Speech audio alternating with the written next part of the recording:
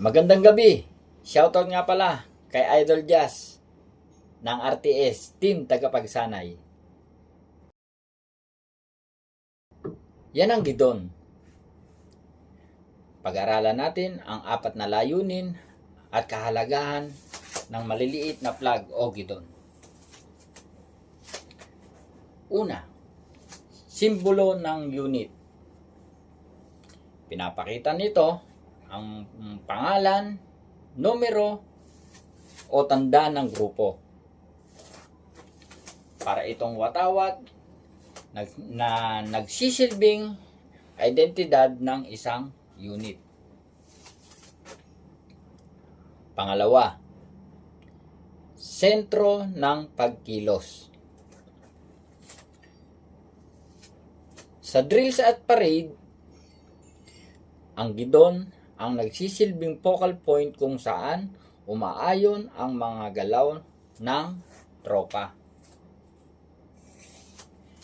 Dito rin nakatuon ang mga utos at respeto. Pangatlo, tradisyon at esprit de corps. Ang pagkakaroon ng gidon ay nagbibigay ng pride at moral sa mga miyembro ng units. Pinapakita nito ang pagkakaisa at espiritu ng samahan. Pang-apat, seremonyal na gamit.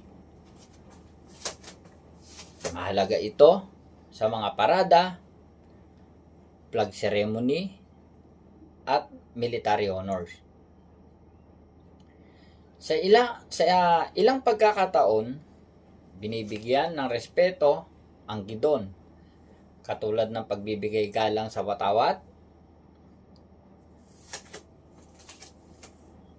mga tungkulin ng gidon bearer.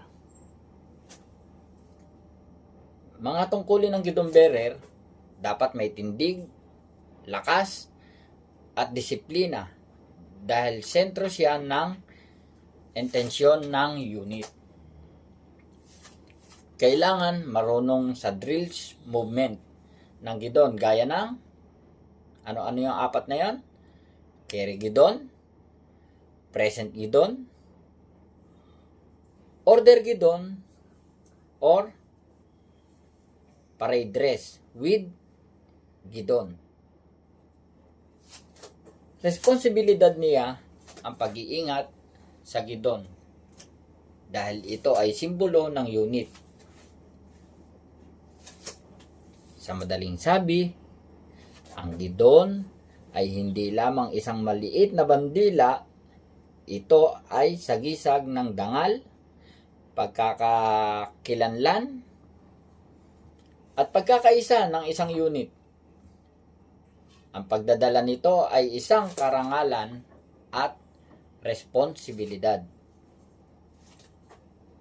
So, sana sa pamamagitan ng video na to, nadagdagan ko ang kaalaman nyo. Magandang gabi, comment, like, and share. Salamat.